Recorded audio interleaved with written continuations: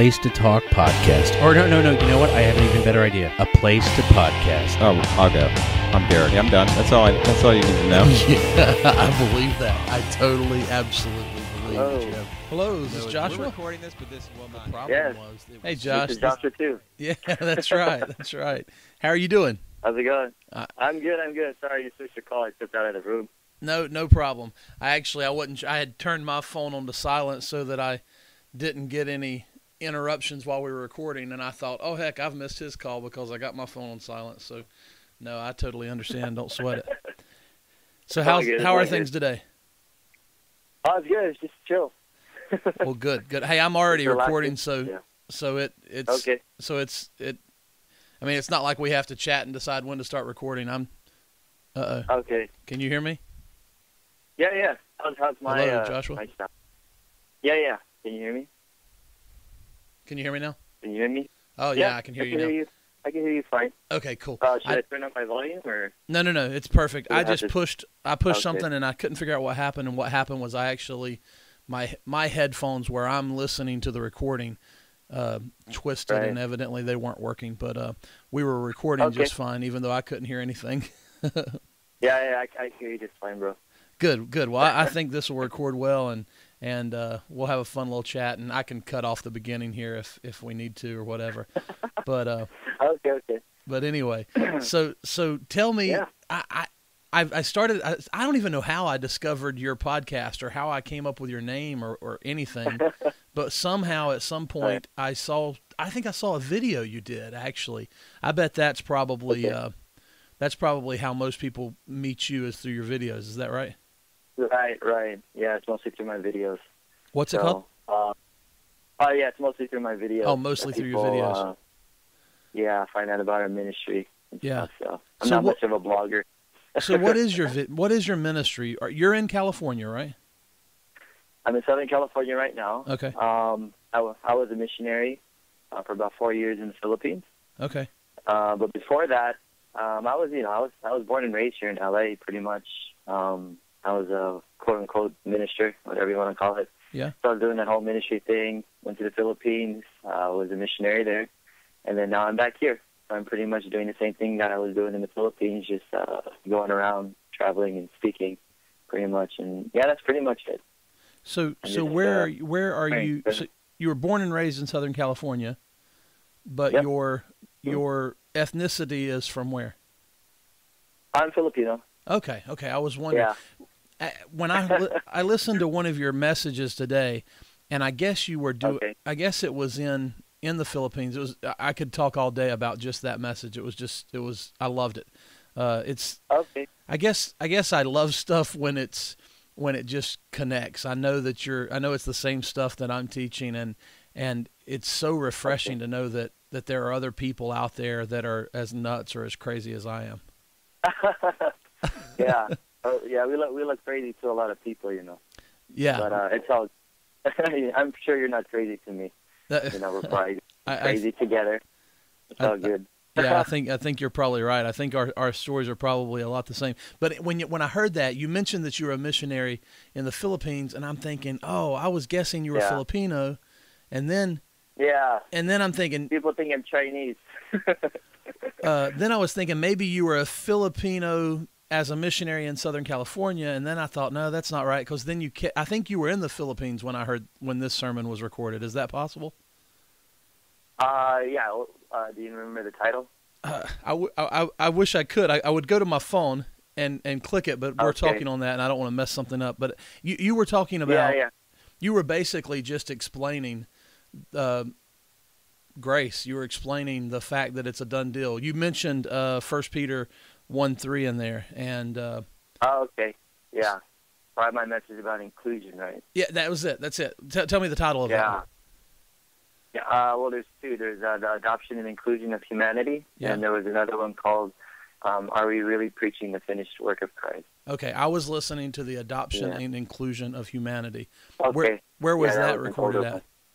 That was in the Philippines. That was at a church called Grace Communion International. Okay. So that's a denomination. I don't know if you're familiar with that, but they're a denomination that preaches inclusion as well. Yeah. So that's pretty good to know. So you're not affiliated with that denomination? No, for some reason people think that I am. I guess because I hang out with them so much, at least in the Philippines. And just this past Sunday, that was actually the first time that I spoke at a GCI, Grace Community International Church here in California. So, but in the Philippines, I was speaking at, I was privileged enough to speak at a lot of them, especially in the Manila area in the Philippines. Yeah. So they were actually the denomination or the church that really embraced the teachings that my wife and I share. Because, in the Philippines, this message is not that common yet. Yeah. Right? So it's GCI not that common is, anywhere, is it? Yeah. It's getting there, I think it is growing. Yeah. So, that's why we were able to, in the Philippines, just connect with a lot of people without feeling judged. Because that denomination itself, they were, they're looked at as people kind of like way out there, because of that radical belief of God's grace and his inclusion of humanity, stuff like that. So you were at a GCI church in the Philippines? Yeah. Yeah, so that was, I wasn't part of them. I was just good friends with a lot of them. I'm the president.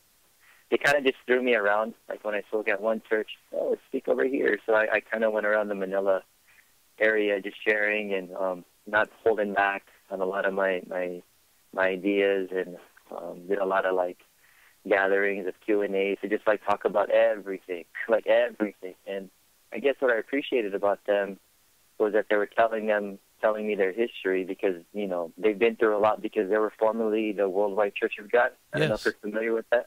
Well, actually, so they've had that. Yeah. Yeah.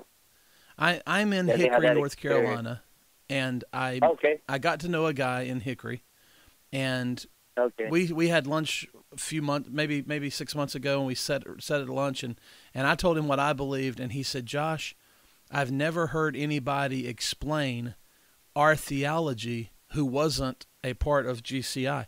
And I went, "Oh, really?" And so our same kind of theology, but I've never been associated with GCI either. Yeah. I pretty much get the same response every time they introduce me. They're like, Josh is not part of GCI, but he's a friend of GCI. So they're just really good, open people. I just feel like within that denomination itself, their DNA is that they're just so open to learn because of their past history. Kind of their history, right? So they weren't really opening to question during that time when they were the Worldwide Church of God. So because of that whole tradition of evangelicalism, then they were willing to say, maybe it's okay to question and to explore certain ideas. And so when I would speak there, I even share some ideas to them that are really out there for even some people that are preaching grace, like they didn't even give me a hard time at all.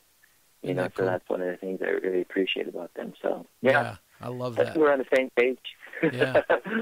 we have the same name, so I'm sure we're preaching the same thing. Same name. Did you see the building in Manila where the Thrilla in Manila took place? Oh, yeah. I've been to Manila too back then I was just teaching discipleship, and so I've been there. I wonder if we've been in any of the same churches. That would be cool. Yeah, Philippines, it's a beautiful place. I miss being there.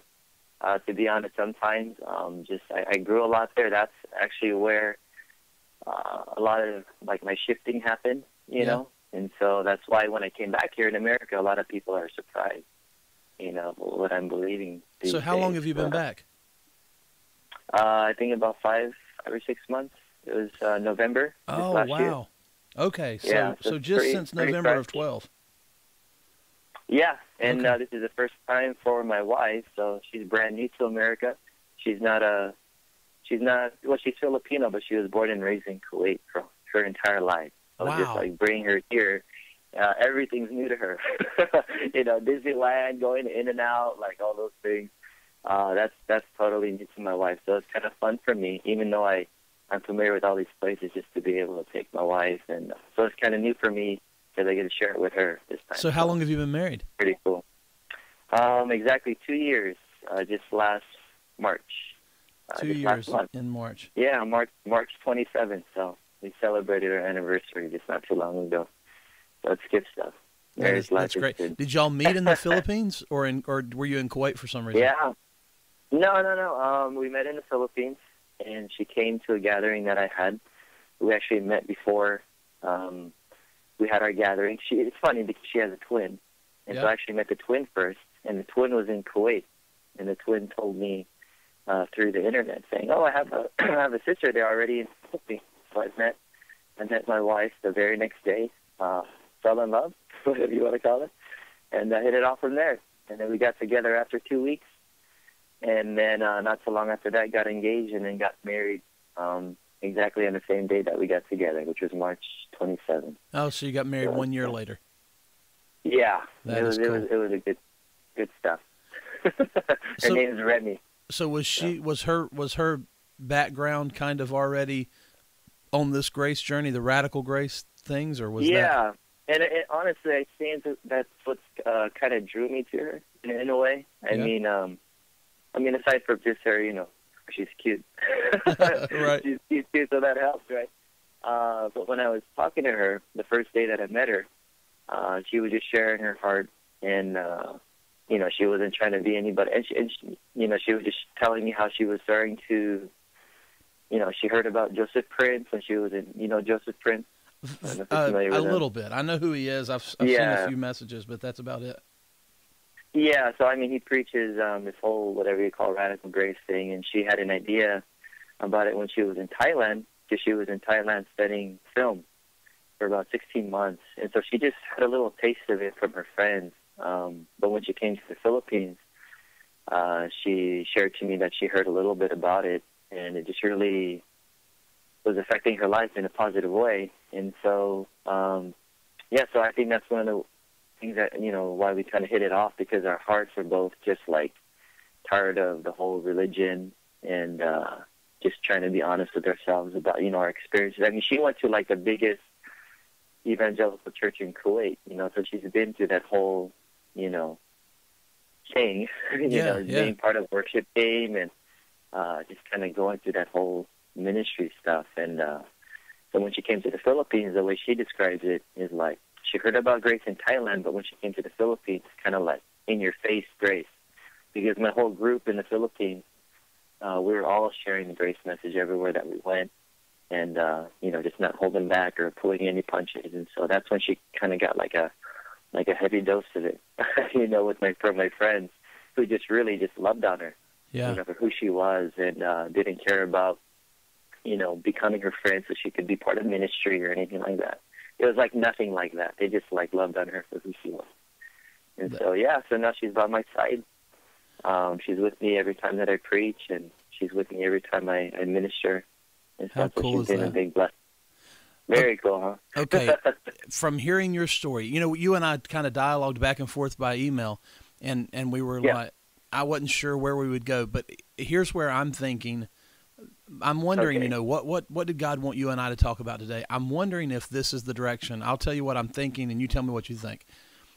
I would like to hear your story, like where your theology as a kid and how you were raised, and then that transition from evangelicalism to radical grace. And then a part of we're kind of, the people that I meet with, A Place to Talk, are kind of on that same journey. We're evangelicals. We're a Southern Baptist church until they kick us out, which I could expect that any day now. Right. So we're Southern Baptist Associated Church, but we are on this journey of just beginning to believe that radical grace, that basically that it was finished at the cross. I mean, I've heard you talk about that, and I think we're on the same page there. I've been on this journey for about 6 years, and I have been for about 6 years kind of slowly coming out of the closet with sharing this with the people around me. And over this 6 year period of time, they're starting to get it. So but here's where we don't know. This is what we don't know next. We get the message. We're sharing the message in our lives. But you talked about how in the Philippines, how you were sharing the message, and you had people sharing the message, and they were always sharing it. And I wonder if we need to get some advice from you about what it looks like. I've done Evangelism Explosion. I've taken. Yeah. There was a period of time we were taking the church I was at formerly. Myself and another guy were leading 72 teams of 3 out every Tuesday night, knocking on doors and asking people if they were sure they were going to hell, so that we could get them to heaven. Yeah. So I've done Yeah, that, but I don't know if I'm figured out really yet, other than just relationship and grace, how to share the message of grace. And so maybe you can kind of start with kind of tell us a little bit about where you started from, and then about the transition, Okay. and then let's talk about how do we tell the world this message now? Yeah. You mean like you want me to start from the beginning, since I was like a kid? Since you were like what? Since I was like a kid, you want to share, Yeah. I'd love to hear that. Okay. What were you raised like? I was raised in a very charismatic church. It was a Assemblies of God denomination. Okay. Are you familiar with that? Yeah, I'm so it's familiar. very into the spiritual gifts. But our church was very influenced by something called the Word of Faith. Yeah. So that's stuff that you see a lot on like TBN. So we were like the Asian hub in Los Angeles that was really in that whole charismatic scene that you would see on like television and all that stuff, like our church. Right. At the Dream Center. I don't know if you're familiar with the Dream Center. So we were like the Filipino branch within that Dream Center compound, whatever you want Now, to call it. who was the Dream Center? What was the big Oh, head the pastor Dream guy? Center is it was Matthew Barnett and Tommy Barnett is like, I guess, one of the main pastors of this whole Dream Center thing. But within that compound or base, whatever you call it, it's made up of like dozens of churches depending on your like ethnicity. So we were the Filipino branch. Okay. And so, I mean, we have people like Benny Hinn and like, the quote-unquote big-timers, from CBN coming there. So I was raised in that kind of environment. And I don't know if you've been to my website and if you've read my About page. Were you able to see my About page? I've definitely been to your website. Yet. Whether or not I saw the About page, I'm not sure. Yeah, and so just a little bit of my background. So this might throw people off in case you weren't. I was born with only one hand, so I don't know if you're aware of that. No, I had no idea. Yeah, and so I grew up in a church where it was all about the miraculous and the healing. And when I was a kid, being born with only one hand, I struggled with it a lot. So I was teased a lot and stuff. And so as a child, when you're going to a church that promises you healing and God is the same yesterday, today, and forever. So every day pretty much I was like pretty much begging God, for that, to be healed, to have two hands. And so I grew up in that environment my whole life, that whole stream of like Morris Cerullo, Benny Hinn, all of those things in Los Angeles. And I reached a point when I was 17 years old when I was going to give it like one last shot, so to speak. And I heard that a famous healer was in town. He was in Anaheim, California. Yeah. And so giving it one last shot. Okay, I told all my friends I'm going to go to this miracle crusade and I'm going to come back with two hands. And so I go to this crusade. Long story short, I went there 2 days in a row and I didn't get healed. That messed me up, like big time. Because there I was screaming and crying out for God to heal me. And I told a lot of my friends at my public school that I'm going to be healed, telling my non-Christian friends so they could become Christian, so they could end up believing in my supernatural God, right? And so after that moment, it's not like I was really angry at God, but I was really confused, just in my mind and very discouraged in my faith. And then I was introduced to apologetics at that time. And so when I got into apologetics, I don't know how familiar you are with apologetics, but at least with the majority of the North American, Christian apologists, right. They're not very charismatic. In fact, in many ways, they're very anti-charismatic. They're very critical of it, right. Where they would even label like almost everything on TBN as heretical or something like that. They kind of paint a broad brush. I didn't grow up with specifically a huge apologetic thinking. But at the same time, I did grow up in such a fundamental Southern Baptist way that we almost mocked the things that like Benny Hinn sure. and so I completely understand where you're coming from. Yeah, we were there. Yeah, so I basically, that whole apologetic world was so new to me. Yeah. I didn't know anything about it, about defending the faith. So I started questioning, and my teacher at the time, she was a Christian apologist. She actually helped out this one well-known Christian apologetics ministry, and she taught me about her faith and about defending the faith. And from that time, I got into that whole intellectual Christianity deal. And without mentioning any names, so she introduced me to some popular Christian apologetic authors.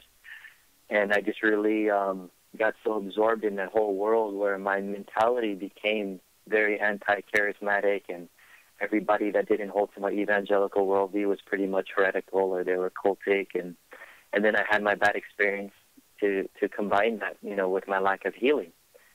And so I got into that whole stream for about 8 years, believe it or not. 8 years.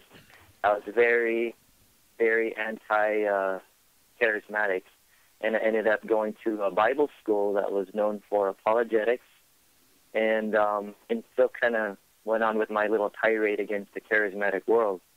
And then in 2006, it's funny because I actually quote unquote, converted a lot of people who were charismatics to become conservative. Because I would tell them my story, and then I would use my arguments that I learned from my apologetic guys. Right. But in 2006, I met a person who was miraculously healed, and I didn't know how to explain it. And long story short, that led me on a journey to re-enter that whole charismatic, supernatural world all over again. And that was like a huge shift because everybody knew me as the guy that was anti-charismatic. No matter who you were, you could even sound very logical, but if you don't give me any documentation, I won't believe you. Right. So I was very, very skeptical. So I did that for 8 years. So I met this guy, and that kind of led me on this whole other journey going back again into healing, and it just opened up my eyes that there were all these other people in this whole charismatic world that they didn't look goofy to me. They didn't look crazy to me, because when I was skeptical, that whole world looked kind of crazy to me. It all looked like they didn't seem very intelligent to me, to be honest. Right. It looked like it was all a lot of hype or, exaggerations. But then I found out that there was a stream of intellectuals that were getting rocked by the Holy Spirit and getting into that whole healing thing. So I got into that for a couple of years, and I ended up leaving that church in Los Angeles. Forgot to mention that I ended up leaving that church because it was a charismatic church, and I became a skeptic, right? So I ended up leaving that church. Yeah. And I ended up teaching apologetics at a Korean church in K-Town in Los Angeles. So I started doing that, and then I got hired. Got hired at Southern Baptist Church. And I served there for several years. I was a pastor there, so they were very happy with my anti-charismatic stuff. Right. Yeah, that's my world. There you go. Stuff. But when I was at that Southern Baptist Church, that's when my shift happened. Yeah. When I started to open myself up into healing, and that became a problem for my church. Yeah. And that's when they were accusing me of trying to be a Betty Hinn there. And many of them are very much into apologetics too. They're very intellectual leadership. And so when I started talking about healing, they weren't too happy about it. And so I did that for a couple of years, believe it or not. And I was wrestling with it back and forth, struggling with, should I stay? Should I leave?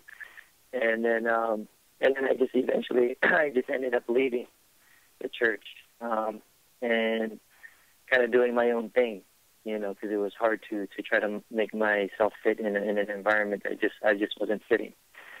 And so during that time, I noticed that my language even started to change. My ministry started to change, where this is just my experience. When I started to delve into the whole charismatic world, just to be honest, I felt like that there was more of an intimate language, like with the books that I was reading. It seemed a lot more gracious, because when I got into that whole intellectual type of Christianity, a lot of stuff was very black and white. And I noticed I became very judgmental. Like every time I'm in a sermon listening to a guy preach, I'm just very, very, very, very critical. Yeah. Or I was always just debating about predestination or Calvinism or Arminianism, Molinism, like all these things. And I got I got heavy into philosophy and stuff like that. And it's not bad, you know, to get into all philosophy, but I just noticed my attitude, when I became more conservative, I just became very judgmental. And Right. like I said, I'm just speaking from my own experience.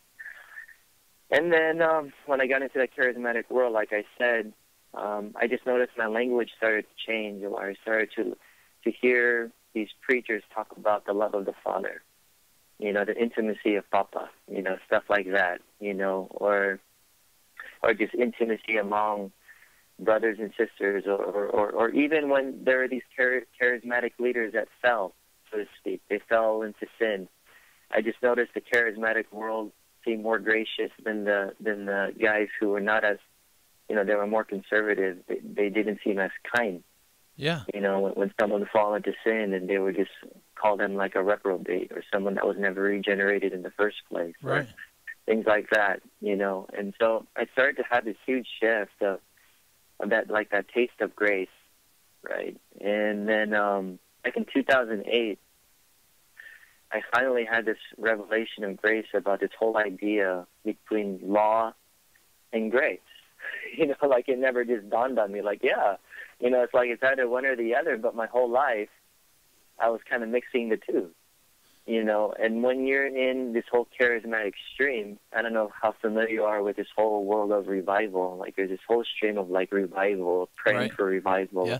continue. So I entered that world for several years when I was in Bible school. Right. And predominantly it was mostly the Asian scene, and they were like really hardcore, and like hardcore revivalists, where I would be like praying at 2 o'clock in the morning. I see these old grandmas like on their knees praying out loud to God, you know, for a revival. And I'm like, wow, these old grandmas are even more hardcore than a lot of these young people, you know. And so I really got caught up in that world of, in my mind, it's become a work mentality, Right. you know, where it's like you have to earn, you have to pay the price, you have to contend, you have to pray until there's a breakthrough, you have to fast 40 days. And so I did all that for several years, and I got really tired. Yeah. And then, like I said, in 2008, I started having this revelation of grace, where I started to see this distinction between the law and grace, where it was added, you know, one or the other, and not a mixture of the two. And so that really messed me up in a good way. Yeah, And absolutely. I started to try it out, you know, in the sense that I stopped trying to earn, you know, I stopped crying out to God and begging God for all these things, and I just started to live my life just living under this revelation that God just loves me unconditionally no matter what. How And I had a amazingly healing refreshing ministry. that is, right? Yeah, it's very liberating. And I started, you know, I have a healing ministry, whatever you want to call it. So I started doing healing without getting caught up in that works mentality of earning and praying long and fasting. And lo and behold, I started seeing results of healing without doing all that work. And that's what kind of threw me off, because I wasn't paying the price. I was just believing. And then some of my friends would notice that, because they were fasting for 10 days, 22 days. Some would even try 40 days. And they weren't getting the results that I was getting. And so I was getting a little bit confused. Maybe this grace stuff is really true. And I would still go into some healing events that I would do, and I would pray for the sick, and I didn't even do long prayers before I did the service. You know, I didn't have to kind of prime the pump and, you know, ask God to You didn't have to talk God into it. Yeah, I didn't have to say, God, pour out your spirit. I didn't do it. I just started to believe that everything that I need, I already have in Christ. Yeah. And so I did that, and that's what really changed my life. And so that's the mentality that I had right before the Philippines. And so it was still kind of fresh to me when I went to the Philippines as a missionary. And but when I was there, I just went full on. I delved into studying more about, you know, this whole idea of law and grace and radical grace, whatever you want to call it.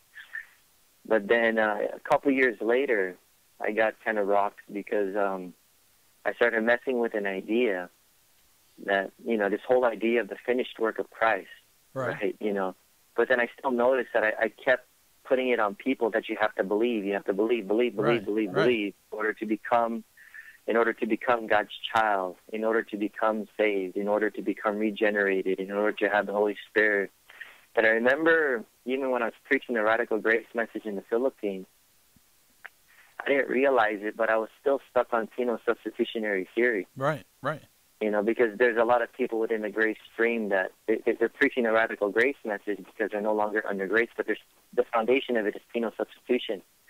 And I started to notice that when I was preaching it in the Philippines, I remember saying a statement in a lot of my sermons where I would say, "And all of God's wrath is put on His Son, so you will never be punished ever again because Jesus was punished for you." So I would do that many times when I was in the Philippines, but for some reason it came to a point when I would say that, and I felt very uncomfortable saying that. And nobody told me that it was wrong. Right. But when I would say it, I would text myself, "And all of God's wrath was put on His Son." And I would hear myself say that, but I would just say it because I was kind of taught it. Because some of the great preachers still teach that. And so I started wrestling with the idea, did God really pour out His wrath on His Son so He wouldn't have to do it, pour it out on me? And then I started to kind of play with those ideas and kind of start to deconstruct this whole idea of the atonement and just what is the gospel, and were we ever separated from God, or do you need to believe in order to be born again? And so that messed me up when I started to mess around with those ideas for about like 2 weeks. I didn't get any sleep because Really? my mind, because like when my wife found out that I was playing with those ideas, I didn't know what to believe anymore. Because I was already taking so many hits in the Philippines, being warned as a cult leader, as a heretic, and because I was already preaching quote-unquote radical grace. Right. Well, if I'm going to be preaching that everyone's already reconciled and born again, justified, I'm like, what? So I would get these invitations to speak at a church, and I would reject all of them because I was too scared to preach. I told my wife, I'm like, what if, all this stuff that I've been preaching on radical grace, what if it's wrong too? And I was getting kind of scared. So for about 2 weeks straight, my wife could testify to this, she would still see me up like 5 in the morning reading Karl Barth or T.F. Torrance and, Baxter Kruger, like a lot of these folks, like they were so new to me, and I was just like getting really, to be honest, I was really confused. Where I couldn't sleep because my mind just thinks about these things almost 24/7. Yeah. I just sound kind of crazy, but then I would just go to bed like at 5 in the morning talking to my wife like about hell, and like we're starting to like question her view of hell, because I would defend, my typical view of hell, that I've been learned, from apologetics, which is the infernalist view, the eternal consequence. So I started to rethink everything: the atonement, life after death.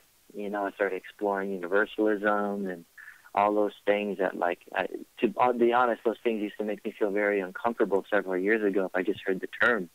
Just like if I find out someone's a universalist, stay away from those guys. Hey, man, so, let me just stop you for a minute and tell you that so far, everything you've said that you may think, hey, people might think this is crazy or what's going on. Hey, this is everything you said.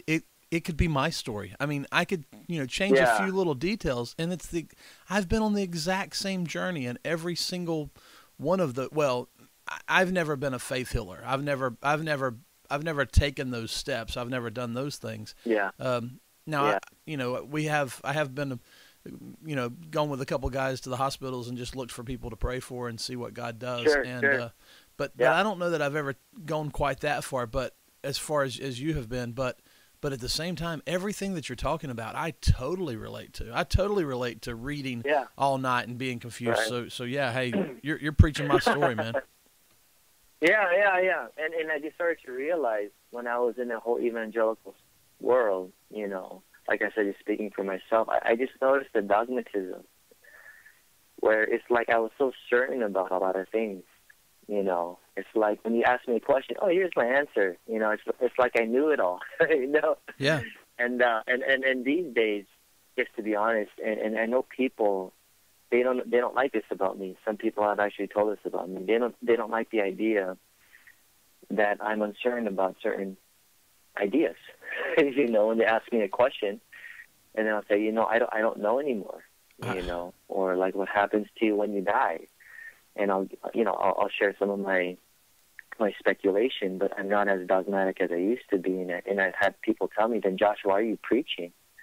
You know, it's like, here you are, you're preaching and you're not even sure with what you believe. You know, and I don't think they're really touching my heart. Like, I don't even think those people know what they really believe. No, to be honest, you know, it's like if you grill them enough. Yeah, you know what I'm saying. And I think that's the problem. Yeah, the difference between the man who is teaching and sharing the truth and the man and saying I don't know, and the difference between him and the guy who's always giving the answer and saying he knows is it's not an issue of knowing or not. It's an issue of telling the truth. I mean, right. I just had this. I thought I was supposed to have the answer for everything, and if I didn't know the answer, I just repeated something I'd read, something I'd been taught all my life. Yeah. Even when I doubted it, we used to tell each other, "Hey, if you're not sure, just say it louder and harder so that you'll convince yourself." It's nuts. Right. So I'm so glad to hear people saying, "Hey, I don't know." There's questions I still have questions for. Yeah. And, you know, for me, that's not to say that I don't know certain things in the sense that I don't have good reasons for what I believe. You know, absolutely. Like if I were to die for my faith, in a sense, I wouldn't be afraid to die for love. Right. You know what I'm saying? Yeah. It's like I wouldn't be willing to deny the truths that I believe in about God's love of humanity and that God is inside it. I mean, I believe those things. Right. And if you were to try to change my mind, you would have to try to persuade me otherwise. So there are some things that I know, in a sense, that knowledge is it's a belief based on good reasons. So I have a lot of good reasons for what I believe, but can I be wrong? Yeah. But, you know, for some certain issues, you would have to persuade me a lot when it comes to certain issues. But some other things about the afterlife or, you know, the atonement theories, we could play around with those ideas, but to be dogmatic about them, I think we should be a little bit hesitant, you know, because a lot of people, even in the early church, they couldn't even agree with each other, you know. And so I've just seen on how a lot of people, like ever since I got here, bro, just to be honest, like I have lost a lot of my friends, you know, and that's what kind of surprised me, because I actually came back here. Part of my reason was because I actually missed my friends. Right. You know, and because a lot of them were in ministry and they didn't treat me as a minister. They just treated me like a buddy. You know, that's what I kind of missed. But in the Philippines, it was always like I was the ministry. Right. So I come back here and just a lot of my friends, they want nothing to do with me. You know, they don't even, and it's wild, you know, some of them have told me, you're not my brother anymore. You're never going to preach with us ever again. You know, and that was like the second day that I arrived to America. I heard that. I was like, oh, it really caught me off guard. I guess they were following my teachings in the Philippines. I had no clue.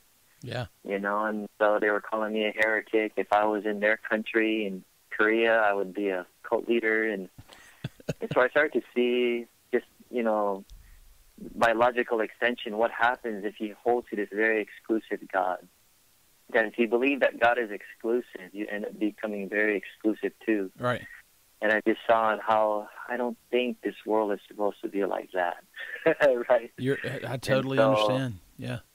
Yeah. There's a guy here in the community who I listen to his sermons quite well, not a lot, but I've listened to him lately because he's been posting on Facebook and been posting on his public forums about the cult leader, the blasphemer, the apostate Josh McDowell. He keeps talking about me, and so I hear him talking about me in his sermons. He calls Tim Tebow and Josh McDowell apostates, and he says he's glad he's not like Billy Graham or John Piper, who have entertained false teachers like the horrible Josh McDowell. So yeah, I can relate to loss of this was a groomsman in my wedding. Jesus on his list too. He probably put Jesus on his list too as a cult leader also. Maybe, yeah. No, it's all good. We're all on the same boat. It comes with the territory, and it's all good. Yeah. You know, there's a lot of love out there. I'm sure you get at the same time. And absolutely. I'm sure that although you've probably lost some friends, or I've lost friends, like God has put wonderful people in my life. Especially when I needed some encouragement, that they would just encourage me. Certainly. I get a handful of negative emails, telling me I'm going to hell, and then I get another handful of emails telling me, it's a liberating message that we're sharing. Yes. So, God has been so good, and just in my life when I really need encouragement, because I think we all need it. I'm not just like, this man of steel that I'm just like, I don't get affected. There are times where it could affect me, just to be honest, because I get so many negative emails. Like, people don't even realize how much emails that I get that are like, it looks like they're essays. Like, man, they spend so much time. Right. They have better to do with their life than to write like 2 or 3 long emails. Yeah. I wouldn't even read the whole thing. Yeah. When the email shows up and it's 3 pages long, I realize they're not my friend. they're not telling me how much they love me. Yeah. So, I mean, for the most part, I don't even read the majority of like the long emails, but I do read some, and I do read it because I want to read, because I want to be open. Yeah, I'm with you. To correction and what if I'm wrong? Right. But there have been times where people have tricked me, where they would put like titles in their email saying thank you, and then when I click it, it's just a total attack. Right. So it's like, it's been pretty wild.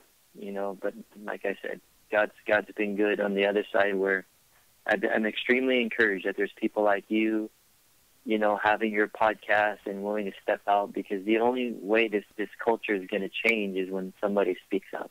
Yeah. So I applaud you, Josh. You're doing a good job. The reason I do this now is because I went through that season of time where I was very critical, like you talked about, and and I went through this season of time where I just felt like my job was to point out the errors in Calvinism and point out the errors in this and that, and then I didn't like myself. I said, God, what is this? I don't even like me. Yeah. And so I've decided, hey, I'm going to promote people that are teaching God's radical love, and so that's why I wanted to talk to you. So tell me about what were some of the things that were happening in the Philippines when people were just sharing the grace message. Yeah, it's pretty wild, because I didn't have, quote unquote, like a church. Right. So I actually, it's funny though, I did plant a church in Manila. Yeah. And the actual city is called Makati. Okay. And our church was growing extremely fast, like by God's grace. Like every week people were just coming in, even like some famous people were coming in, because we were like the new church that had the young people that were preaching radical grace and were teaching people how to heal the sick. And I guess in the Philippines, I guess that's a rare thing, because you don't hear much of the radical grace, and neither do you see a lot of the young people that are not pastors healing the sick, because typically it's just the leadership that heals the sick, who has the gifting. And so our group was going really fast.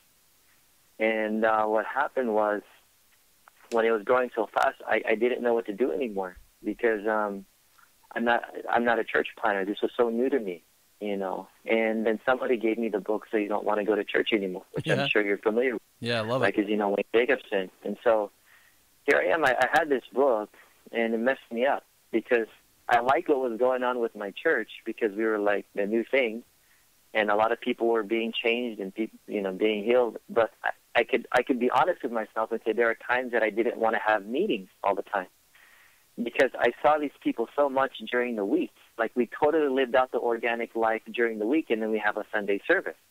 That's kind of like more formal. The bigger it got, the more formal it got. Right. So it got kind of weird, right? Like, it kind of shifted the way we talk in ways.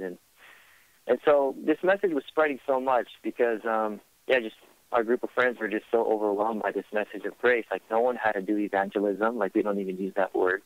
We just share it whenever we go to bars. Like, the nightlife in the Philippines is very normal. Like here in America, it's pretty taboo if a Christian goes to a bar or something. But it's pretty normal there. And so my friends and I, the nightlife, we would stay out, like, on average, like a normal day for me, I would come home at 4 in the morning. Oh, wow. That's just like literally every day. Literally. It wasn't the weekends. It would be every day. And I was so surprised on how powerful this grace message was impacting these people's lives. I mean, these people would have these radical transformations where I didn't have to tell them to stop doing anything, but they would just stop doing what they were doing because they were being transformed by God's love. And so this started to spread. And without naming a lot of these popular churches in the Philippines, they started getting a hold of my message. Thank God for the internet, right? Yeah, And so that started to cause a ruckus in a lot of the mega churches in the Philippines, where I was starting to be looked at as someone that you need to stay away from. Okay. And so in the Philippines, they don't talk on the phone very much. It's just cheaper to text each other. So my name would be on people's cell phones, where they would show me their text and say, "Hey, Josh, people are look at this text. It's saying that you're a cult leader." You know, and all Wow. of this, I got a little bit nervous, you know, because I was the guy that was supposedly sheep stealing, which was not true, because I didn't even ask anybody to come to our church. It's just, Right. you know, there's a power of word of mouth, which is just so amazing, you know. And so it started to spread within our small group, in a sense, where we didn't have these church services. We stopped going to church, and we started to be the church. Yeah. And everywhere we went, and believe it or not, we saw each other almost every day, where we didn't have to ask each other at the end of the week, "How was your week?" because we saw each other every day. And Right. our friends would just share to everybody that they saw. We would heal the sick, and then we would share the grace message, and it just spread like wildfire, you know, where it got to the point where I just wanted to leave the Philippines, because the criticisms I was receiving was too much for me. And I was still single at the time, so it's not as encouraging when you're living alone, you know, and you're hearing all these negative things. And so, believe it or not, the time that I was about to leave the Philippines, I actually told my friends I'm going back to America, because this is too much for me, the criticism I was receiving. And I'll be honest, I was encouraged because of what was happening, but I was discouraged at the same time. And I felt like I wanted to go back to America, where people were just more open. But that was the time that I met my wife, Yeah. believe it or not. Exactly that same week Okay. that I decided to go back to America, I met my wife. And then ended up staying in the Philippines for another year, and then another year, and then another year.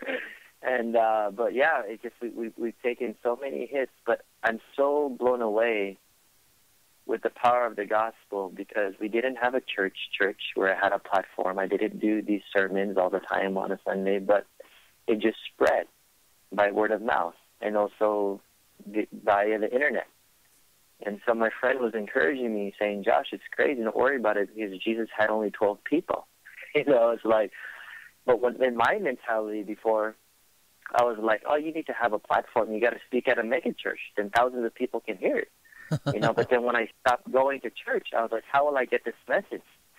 And to be honest, it didn't even really cross my mind about, like, I need to, you know, get a platform again. You know, it just, all I did was I just focused on my group of friends, which were about like 12 people at the time, and then it grew, and then it just spread. And I don't know how to explain it, bro, except it is really by God's grace. Like, I just, No, I mean, your explanation's beautiful. Touches another life. Yeah. That's just the story of Christ. I mean, it's the same way. I mean, it's pretty simple. Just talk to me a bit about you keep referring to, you know, I've got a phone call coming in. I wish there was a way to. That's all good. Just set those things to ignore. It's okay. There you go. I hit ignore.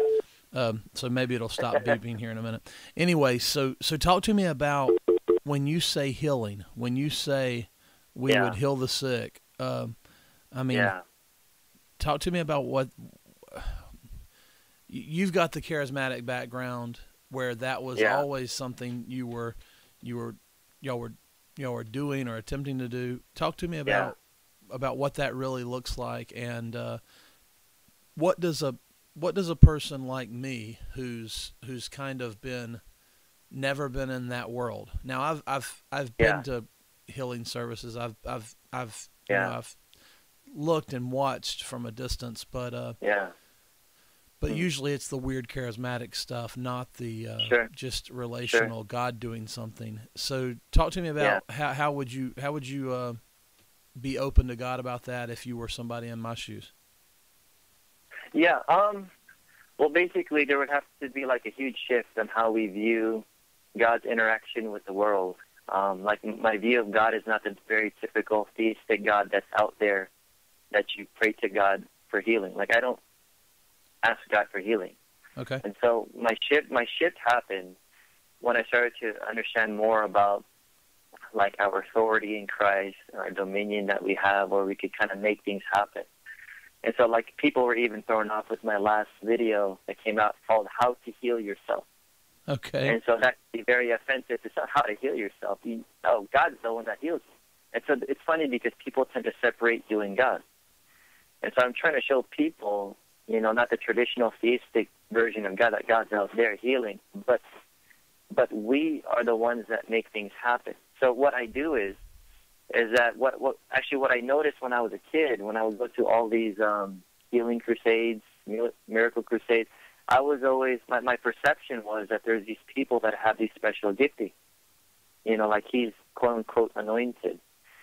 And so I've had that mentality my whole life. But when I started to get back into healing back in 2006, I had this huge shift. And I want to give credit to a man named John Wimber, who was called one of the leaders of the Signs and Wonders movement here in America with the church called the Vineyard. I don't know if you're familiar with the Vineyard. Hey, let me ask you a question about that. Yeah. Sure. Have you ever seen the movie Frisbee? Oh, yeah. Lonnie Frisbee. Yeah, I know that whole story. Oh, with Chuck Smith and Calvary Chapel. What an incredible story. It is very amazing. And I really wish I met all those folks. I mean, you look at that simple dude, Lonnie Frisbee, with his life, right? With, people could, look at critical Tell me the guy's name again, John. What was John's name? Okay. John Wimber, W-I-M-B-E-R, and he was kind of like, I guess you could say, the founder of the Vineyard, so to speak, in Anaheim, California.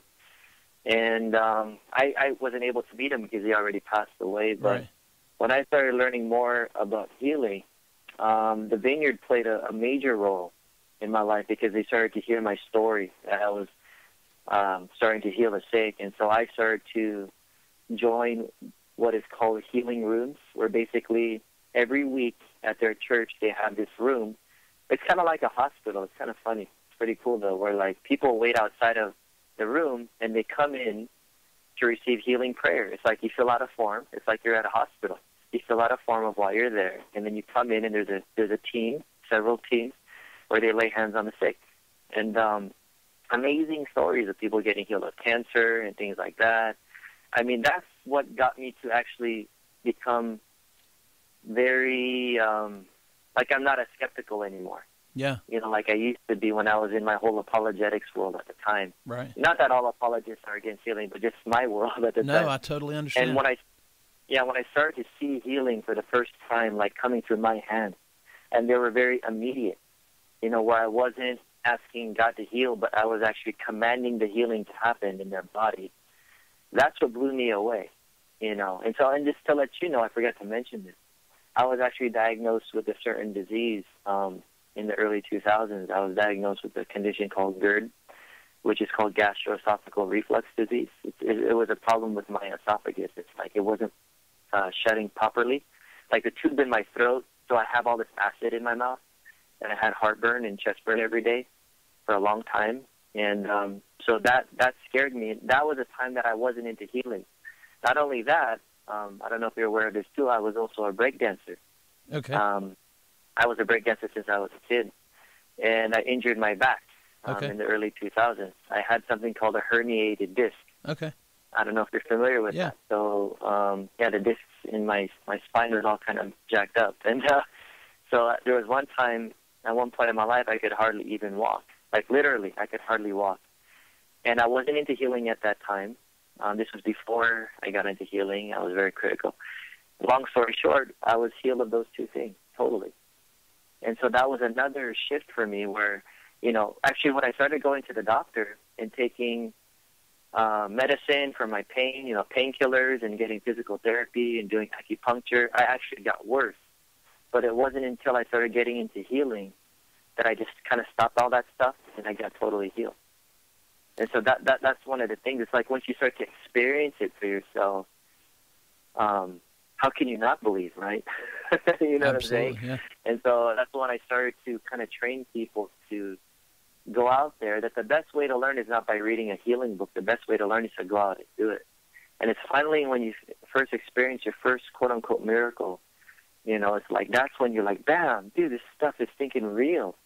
And it's not like it's not like, because even when I started doing healing in the beginning, I was a little bit skeptical because I only started off with back pain. And when people were starting to get healed of back pains, I was still a little bit skeptical because I was just saying maybe it's just psychosomatic. Yeah. You know, it's just mind over matter. But then when I started to see body parts grow, I would see legs grow, I would see arms grow, I would see, you know, our first healing in our church in the Philippines was a blind person. People being healed of cancer. You know, like immediately they were healed of cancer and they were like stage 3, you know, and it's like, and these people were not even Christians getting healed of cancer, and they're still not even Christians. But just seeing that the grace of God being able to heal a person, you know, in spite of whatever their theological perspective may be, you know. And so, you know, we've been able to see these things, which, of course, one of the best ways that what really drives a person is not really their books, right? It's usually your experience. I'm willing to admit a lot of my experience does drive me, believe it or not, even though I read a lot of books. And that's what I'm trying to see. Can the theologies that I have in my mind match with my experiences that I have?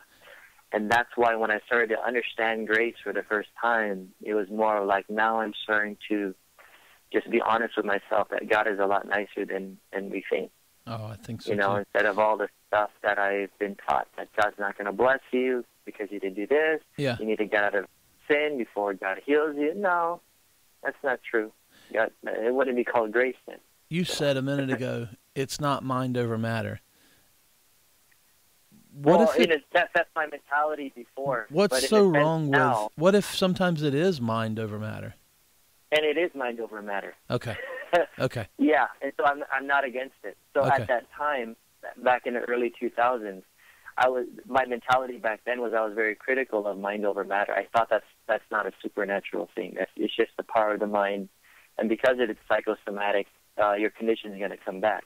But if you hear my teaching now on quantum physics and it is healing? mind over matter. Yeah, on quantum physics, it is mind over matter, and it's not a bad thing.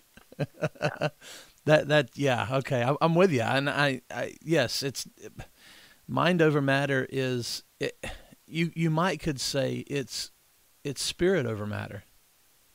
Yeah, you could call it that. Mind, you know, we have the mind of Christ, and so right. If you say it's the spirit of God or the mind of Christ over matter, that's right. That's not that doesn't even sound as bad. It's beautiful truth. Yeah. Okay, so it makes me I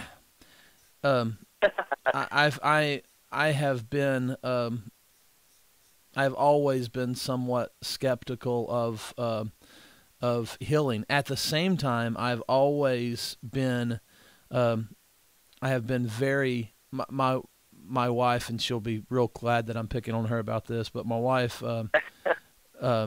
you know, she'll have, you know, some bump, and her brain will automatically go, "Oh, I hope this isn't cancer. I hope this," and I say, yeah. "Don't say that. Don't even. You need to say, hey, it's just a bump. It's going to go away. I'll pop it. Yeah. Let's move on with life."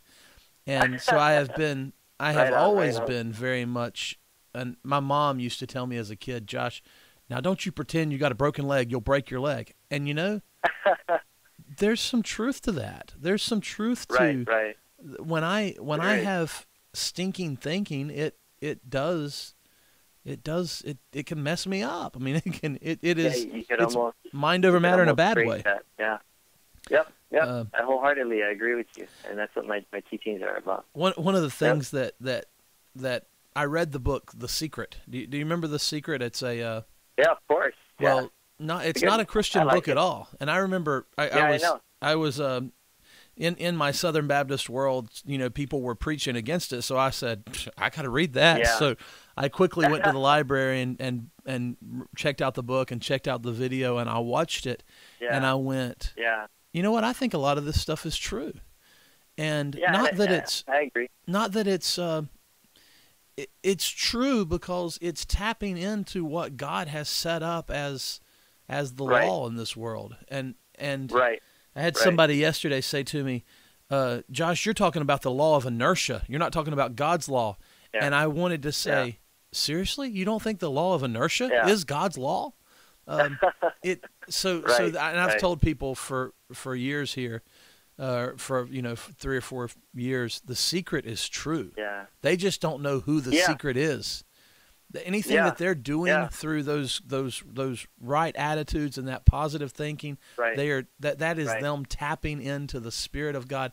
God is not holding back those good things just for Christians. They are available to anybody to tap into. Exactly. So I'm a believer I agree with you on and a skeptic at the same time. Sure. And my skepticism I hate, and I want to destroy it, and I want to live in truth. Yeah. So, man, what I didn't know we were going to be talking about the secret. Say that again? Oh, I didn't know we were going to be talking about the secret. Yeah, I had no idea. It just popped into this conversation. But yeah, it's all good. It's all good, man. Yeah, it's all good. So I'm trying to think where to go from here. I think that maybe this is enough for people to digest right now. But I can't wait when we end this conversation. At some point, I'm going to watch. Do Christians have a monopoly on God? I clicked on quantum physics and healing to find that. And so it sounds like I'm guessing that we just preached that sermon here at the end of our conversation. What do you think? Yeah, I think so. That's pretty much what you're saying. Kind of like with that whole, like when you were mentioning the Christians have a monopoly on God, it's just what you actually just said. Yeah. That God is not holding back just because you're not a Christian. There are these laws that are built into this world. And if you study more about like quantum physics and energy, like believe it or not, there are Christians don't even realize it. There is something called energy healing. Yeah. But we do distinguish it from Christian healing because of their language, but we are made up of energy. But people don't like hearing stuff like that. So with my understanding of quantum physics and me reading books on those subjects and science and energy and talking to a bunch of people that are not Christian, that do practice all, different modalities and alternative medicine, and people doing stuff like the chi, in Asia, that's a big thing, the chi, the energy, the life force. So I've looked into that stuff, and I even have friends who, their family, because they're Chinese, they're into all that stuff. And I'm trying to see, can we all just say that we're all doing the same stuff in some sense? It's just it's just semantics, And so, but there is a real energy that's here in this world, that these laws that are built into this world. So I don't even make a distinction between the natural and the supernatural. I stopped saying that for years. I don't talk about the supernatural anymore. I just say, no, there's no such thing as a natural and supernatural. It's how do you perceive this world? That what you may call natural is not natural to me, or what you call supernatural is not supernatural to me. It's just naturally supernatural to me, whatever you want to call it, right? Because no, I totally understand. Have you read whatever you can believe? Yeah. Have you read what we talk about when we talk about God? What we talk about? Oh, not yet. The Rob Bell book? Yeah, and he's saying the same. What that book is about what you and I are just now talking about. I think he did a good job with the book. Have you read other books of his or? Oh yeah, I read a bunch of Rob Bell books in the past. And I know about Rob Bell's latest one, how he talked about that. I just didn't read it. I think I just looked through the table of contents or something like that. Well, you probably there's probably not much need for you to read it unless you want to share it with others, because it's the same. I mean, it literally is what you're saying and what we're talking about here. It's unless you need one of those, you need an hour and a half to hear some cheerleading for what you're saying. That's what he's doing. He's cheering that message on. I'm going to throw out a crazy notion, but if what all you're saying is true, and what we're talking about is right.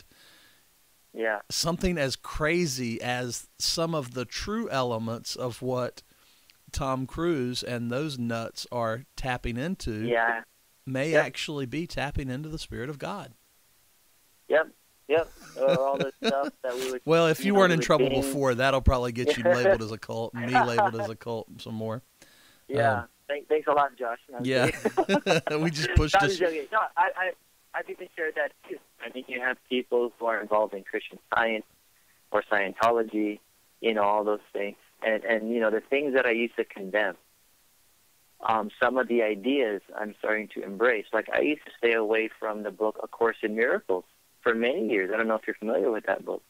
A Course in Miracles is like this one teaching about miracles that's very much like, the stuff that we're talking about now. But I would see that in a bookstore, and I would just stay away. That's demonic. Yeah. Well, me too. Absolutely. It's just one of the coolest books that I've ever read. I mean, if you're into The Secret or stuff like that, the law of attraction, or because believe it or not, this is the thing that's so silly that I find among Christians. They're so scared to read non-Christian material. And believe it or not, if they would just open up their minds to just explore, you'll realize that we have a lot in common with a lot of these people that are considered some to be New Age or Christian Science or New Thought. Not we don't agree on everything, but there's a lot that we could say that we can share in common. But many Christians were just so willing to divide on these things. But honestly, they have a lot of the New Agers and a lot of the New Thought folks. A lot of them, they actually have this whole idea of the lie of separation is not even there. Or in Christian theology now, this whole idea of separation is so ingrained in the mind of a lot of Christians that we're separated from God. And then, when you're saying you're separated from God, or even before you're a Christian, you're separated from God, and then God, Jesus Christ comes and, kind of makes you and God okay now. You're now one. I'm telling people you were never separated from God. Absolutely. And that the only separation was only in your mind. Yes. And so that's why I appreciate a lot of the material that were not Christian, and because they would talk about the oneness with God, right? Or the union with God, and that's something that I think a lot of the people within the inclusion camp, I think they do a very good job with that, because I think they're the ones getting that message out there in the Christian world. Now, what did you say, the people in the inclusion camp? Inclusion, in a sense, those who are preaching the message of inclusion, that all have been included and reconciled. Oh, gotcha. Okay, yeah. Yeah, in that sense, And so I think that's the beauty of it all. And I'm glad to hear that you're reading some of those books out there that a lot of people would say taboo. Yeah, no, I read The Secret years ago when I was still, I was still in a Southern Baptist. I was still a minister on staff at a Southern Baptist church, and that was my reading of The Secret was a secret. I didn't let anybody know that. Yeah, right. No, it's all good, man. And so I applaud you for that. What a great chat, man! I've so enjoyed talking to you. Thanks. Same here. I'd love to do this. I wanted to, at some point today in this conversation, I don't think we'll get to it, but at some point I want to just talk about 1 Peter 1:3. I opened my Bible when I got back. I was at the hospital this morning. I was listening to your message, and on my ride back, I hear you talk about 1 Peter 1:3. And I pulled into the parking lot, and I walked in here, and one of the first things I did was open the Bible to 1 Peter 1:3. And there's a verse in my Bible now that wasn't there the last 5 times I've read the Bible. Right. Doesn't that it happens to me all the time. I'm like, how did I read that and not see it? Yeah. And that's actually the verse, or that, when I make a statement about everyone being, that's actually the one that gives people the most, makes them the most. In fact, I was there at a church on Sunday, right? And some people were visitors, and some people told me that the most uncomfortable statement that I made was to say that everybody's already born again. And the reason why I'm willing to go out on a limb and make people uncomfortable with that statement, because I really feel like we need to have a shift of thinking and a change in our language, not to see people as an in group and the out group, and we're saved, you're not, we're born again, you're not. I mean, the Bible actually says, as you've seen it there, that we were born again through the resurrection, and it wasn't when you believed. And so my understanding is that when you believe, it didn't change you from one kingdom of the devil and now you're in the kingdom of God. Is that when you're believing, you're now waking up in this reality. Yeah. That you've always been there. Yes. So it's a beautiful thing. Yeah, I totally agree. I'm not going to. Yeah, and I'm not going to take away people's experiences when people say, "Oh, I was born again when I was 17." Yeah, sure, you experienced something. Yeah. Right. The love of the Holy, when you ask Jesus to come into your heart, but I'm telling you, Jesus is always already there. You just probably didn't know it yet. And how do you even think you got to that point of asking Jesus into your heart, unless He was already there all your life? But now, finally, you're getting it now, and you're letting go of the lies that He was never there until you do all these formulas. Yeah. You know, so Hey, God, it's when a did you get beautiful here? thing. I've been here all along. You just hadn't. You've been ignoring I know, me. right? You know, I mean, it just sounds so silly to think that your whole childhood God was not there until you ask them into your heart when you're 20. Really? You know? I mean, come on now. God's a lot bigger than you think, where He holds all things together in Christ. And that's to me, you know, I spent like several hours yesterday at my university Yeah. that I graduated from. And I spent like 3 or 4 hours talking to an old friend who was so burnt out by religion. And when I was sharing this stuff to her, it's like she just wanted to cry. She was confused, but she wanted to cry because, you know, it was touching her so much, but this is not what she's been taught. Right. But to let her know that, hey, God is already inside everybody. All that changes your world. Oh, This world would look, it would be a better place. somebody should call it good news. I think they already did.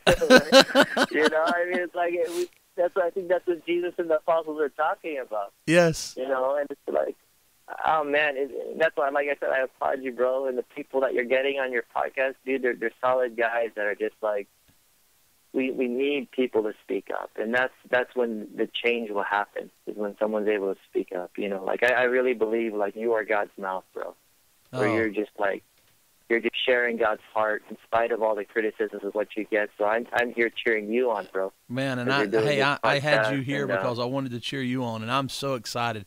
It's so much more fun to cheer on people that are telling the truth than to criticize people who aren't. So I'm just going to ignore the people who aren't and just assume that God will even use those messages to walk people toward the kingdom that they're already in. They just got to open their eyes and recognize it. Oh, I've got a million more questions to ask you. Maybe a little while. I'll email you some questions, and maybe someday we can do this again. All right, cool, man. I really appreciate it. Well, hey, thanks so much. All right, bro. All right, you have a wonderful day, and I'll talk to you later. Cool, man. You too. All right. All right. Bye-bye. Well, the numbers are stopping. I shouldn't say anything because anyway. I enjoyed talking to Joshua, and I hope you enjoyed as much as I do, and we'll talk more about it at another time. If you have any questions, comments, email me or visit or comment on the Facebook page or comment on wherever, whatever. Thanks for listening. My email is aplacetotalk@gmail.com, or you can visit us at www.aplacetotalk.net, or I think my Facebook is whatever Facebook's address is, and then /talk to Josh. So have a wonderful day. Thanks for listening. Talk to you later. Bye.